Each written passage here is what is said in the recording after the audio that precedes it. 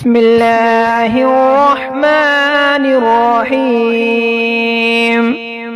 اللهم صل على سيدنا محمد وعلى آل سيدنا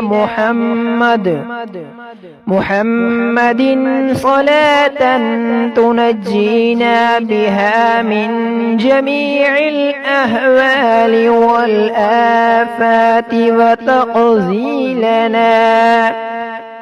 وتقضي لنا بها جميع الحاجات وتطهرنا بها من جميع السيئات وترفعنا بها عندك أعلى الدرجات وتبلغنا بها أقصى الغايات من جميع الخيرات في الحياة وبعد الممات، إنك مجيب الدعوات ورافع الدرجات ويا قاضي الحاجات ويا كافي المهمات ويا دافع البليات ويا حل المشكلات.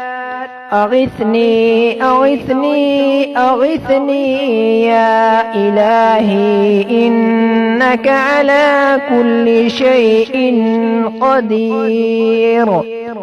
اللهم صل على سيدنا محمد النبي الأمي